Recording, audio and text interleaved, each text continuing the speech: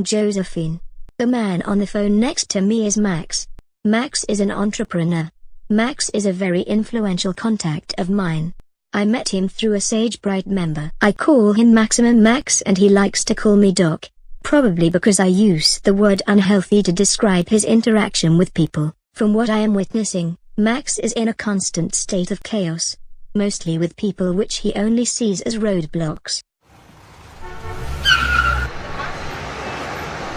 See what I mean? He left the car without saying goodbye. Am I offended? No. Not anymore, and I will tell you why. I introduced Max to something called engagement mode. Let me give you the lowdown on how you can use engagement mode.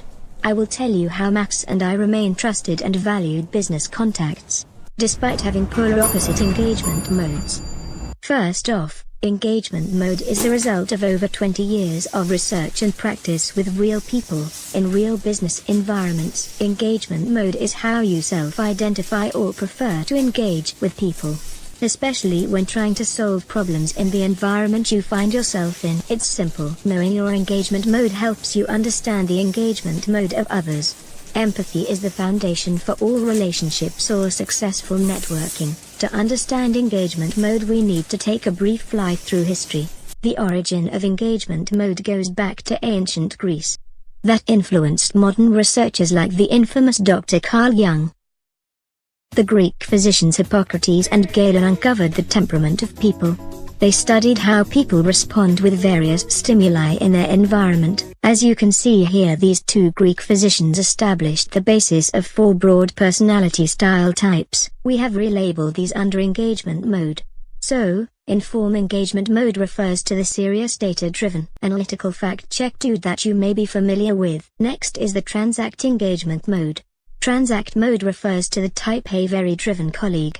Buddy is on the go. The excite engagement mode is the consummate ideas guy. Dude is always watchful for the entertainment value in the environment. With the connect engagement mode, we have the people person. The connectors. There's always a sensitivity toward matters concerning people. With engagement mode, you are not one-dimensional. You may not self-identify as transact. On occasion it's a mode you may choose when needed. It just may be in short supply. So for example, I self-identify my primary engagement mode as being high in form. My secondary engagement mode is connect. I have a third engagement mode.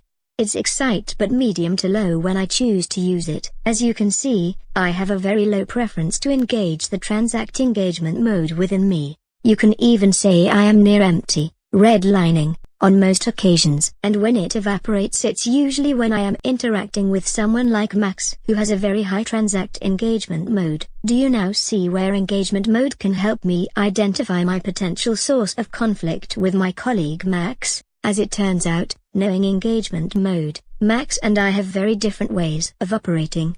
Let's drill down with some further comparisons. One way to see engagement mode is to look at 3 comparisons that many researchers have cited as indicators as sources of conflict or harmony between people.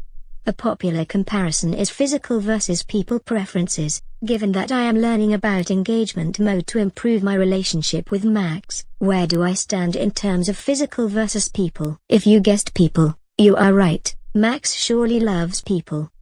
But let's face it, his transact operational mode is preferential toward physical transactions than interactions with people. Another popular comparison is task versus verbal preferences. I am task-oriented, but often my verbal preferences takes hold. You see, it's my inform mode that likes to explain things, as I have done for the last 4 minutes, n'est-ce pas? Yes, Max is an entrepreneur. He talks and sells. However, his transaction-seeking preference is about task completion. Keep in mind he has other engagement modes in play. And finally, a third comparison, and perhaps the most popular among researchers, is extroversion versus introversion. Is it any wonder where Max and I stand in this comparison? Okay, you guessed it. My preference is introversion and Max's is extroversion. Although extroversion and introversion comparisons are important, Max and I are in close proximity. Most people are. So we are called ambiverts. Someone like me, who is highly verbal, is considered extroverted. Someone like Max, who is less verbal, is considered introverted. It's a bit messed up, not to mention misleading. The reason is because most people think introversion means shy and extroversion outgoing. This is not correct. You see, since Hippocrates and Galen, extroversion and introversion has come a long way. It's why engagement mode was developed in the first place. The important thing to remember is that our engagement mode responds to the environment we're in. And that's what the ancient Greeks discovered. And now, we dance. Opa. Opa. One last note of caution when talking about engagement mode. Engagement mode is only one factor on how we respond to people or events in the workplace. There are other factors that influence us. These factors vary with each person. The difference is that engagement mode is something you are born with. And on that, breaking news, you may resume dancing.